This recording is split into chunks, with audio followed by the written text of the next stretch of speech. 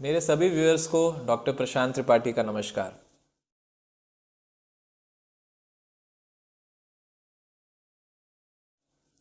दोस्तों, स्वागत है मेरे चैनल डॉक्टर प्रशांत त्रिपाठी प्रयागराज में। आज जो हमारा टॉपिक है वो अभी इस प्रेजेंट सिनेरियो को देखते हुए बनाया गया है। जैसे कि आप जान रहे हैं कि कड़ाके की ठंड पड़ रही है और इस कड़ाके की ठंड में लोगों के जोड़ों के दर्द बहुत बढ़ गए हैं। तो इस वीडियो में हम इस पर फोकस करेंगे कि ऐसे क्या कारण हैं जिसके कारण हमारे जोड़ों में दर्द ठंड में बढ़ जाते हैं। इसके अलावा ऐसे क्या मेजर्स हम ले सकते हैं, ऐसे क्या तरीके हैं जिससे ठंड में जोड़ों के दर्द से बचा जा सके।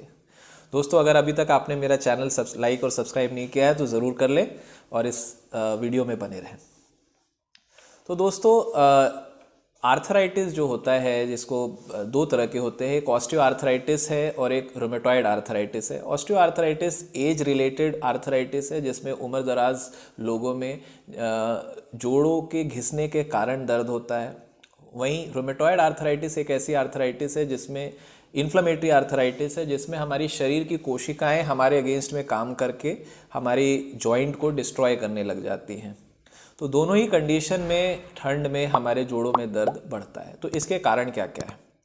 ठंड में जो हमारी नस हैं, नर्व्स हैं या तंत्रिकाएं हैं, वो सेंसिटिव ज़्यादा हो जाती हैं। जैसे आपने ध्यान दिया होगा कि ठंड में कभी भी चोट लगती है तो दर्द नॉर्मल से ज़्यादा होता है और देर तक होता है, क्योंकि वो जो तंत्रिकाएं हैं वो एक्टिवेटेड रहती हैं, वो ज़्यादा एक्टिव हो जाती हैं। इसके अलावा ठंड में जो हमारी रक्त कोशिकाएं हैं उनमें जो ब्लड का फ्लो होता है, जो खून का प्रवाह होता है, वो कम हो जाता है, जिसके कारण ब्लड फ्लो स्लगिश हो जाता है, ब्लड फ्लो धीमा हो जाता है, जो हमारे दर्द को और प्रेसिपिटेट करता है, क्योंकि वहाँ पे वो इन्फ्लेमेटरी सेल्स को इकट्ठा करता है। इसके अलावा जो कारण है वो है एडुकेट सनलाइट एक्सपोजर ना होना। ठंड होती है, लोग अपनी रजाई में, अपने घर में बाहर निकलना बिल्कुल कम हो जाता है और ज़्यादातर ब्लोअर, हीटर इसके सामने रह करके आग मतलब अपने शरीर को गर्म रखते हैं और धूप में इतना एक्सपोजर नहीं होता है। तो विटामिन डी का exposure at least 50 minutes daily required होता है प्रॉपर विटामिन डी लेवल्स के लिए बॉडी में, जो कि ठंड में नहीं हो पाता। तो ये भी एक बहुत बड़ा कारण है जोड़ों में दर्द बढ़ने का।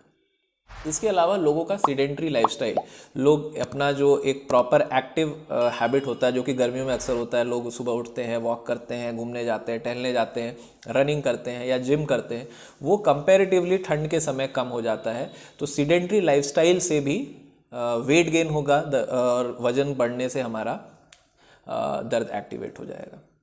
इसके अलावा चिकनाई वाला खाना, दोस्तों ठंड में बहुत शादियों का माहौल रहता है, लोग पार्टीज़ में जाते हैं और एक थोड़ा रिलैक्स वे में रहते हैं और चिकना फूड काफ़ी कंज्यूम करते हैं, जिससे इंटर्न वेट गेन होता है और उससे भी फिर हमारा जोड़ों का दर्द बढ़ता है। तो और मैं ये भी बताना चाहूँगा दोस्तों कि जो फ़ैट है वो अपने आप में एक इन्फ्लेमेटरी फूड है। अगर मतलब आपके डाइट में फ़ैट का कंजम्पशन ज़्यादा है तो वो अपने आप में जोड़ों का दर्द बढ़ा सकता है। ठीक है।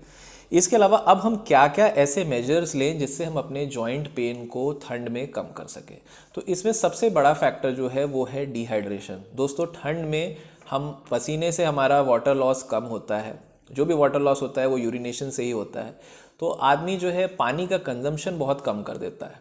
तो आपको ये ध्यान रखना है कि भले ही कैसी भी ठंड हो, कितनी कड़ाके की ठंड हो, लेकिन 2 से 2.5 लीटर पानी आपको डेली फॉर एन अडल्ट आपको कंज्यूम करना बहुत ज़रूरी है। अदरवाइज आप डिहाइड्रेट होंगे तो ब्लड फ्लो स्लगिश होगा और उससे फिर से आपका जोड़ों का दर्द बढ़ेगा। इसके अलावा प्रॉपर विटामिन डी और कैल्शियम इनटेक आपको करना है। आपको अच्छे से एक बैलेंस डाइट लेनी है जो कैल्शियम और विटामिन डी रिच हो। इसके अलावा अगर आपको डेफिशिएंसी है तो आप मेडिसिन के फॉर्म में भी विटामिन डी और कैल्शियम ले सकते हैं। थर्ड जो पॉइंट है वो है प्रॉपर लेयरिंग और कवरेज। आप अपने जोड़ों को अच्छे से कवर करके रखें, ठंड से बचा के रखें, ठंड से डायरेक्ट एक्सपोजर ना होने दें।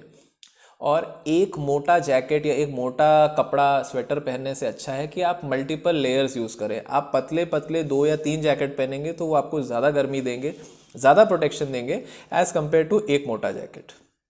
इसके अलावा आप क्या कर सकते हैं, सीडेंट्री लाइफस्टाइल को अवॉइड करें, आप एक्टिव लाइफस्टाइल करें। किसी भी प्रकार की कसरत 30 से 40 मिनट प्रतिदिन करें, भले ही वो वॉकिंग हो, जिस भी समय आपको सूट करे। अगर आप अर्ली मॉर्निंग नहीं निकल सकते तो आप आफ्टरनून या इवनिंग में देखें और उसके हिसाब से आप अपनी एक्टिविटी करें।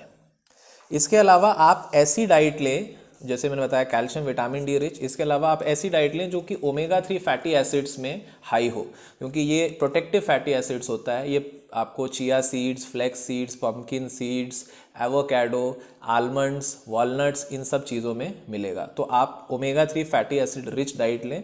अगर आपको तो भी डेफिशिएंट है तो आप उसकी कैप्सूल्स भी ले सकते हैं। इसके अलावा आप लोकल हीट करें, आप गर्म पानी से शेक कर सकते हैं, गर्म पानी की थैली से शेक कर सकते हैं, या इवन हीटेड इलेक्ट्रिक पैड से भी आप शेक कर सकते हैं। और अगर आप ऑस्टियो आर्थराइटिस या रूमेटॉइड आर्थराइटिस के पेशेंट्स हैं तो आपकी जो ड्रग है, जो आप मेडिसिन ले रहे हैं, उसमें आप मॉडिफिकेशन करें। हो सकता है आपका डोज उसमें ऊपर नीचे करना पड़े, उसके लिए आप अपने हड्डी के डॉक्टर, ऑर्थोपेडिक सर्जन से मिले जा करके। तो दोस्तों, मैं आशा करता हूँ आपको ये वीडियो अच्छा लगा होगा। इस ठंडी के परिपेश में अगर हम देखें इस वीडियो को, तो ये काफ़ी अच्छा वीडियो है जो हमें एजुकेट करेगा कि हम ठंड से कैसे अपने जोड़ों को बचा सकते हैं। धन्यवाद।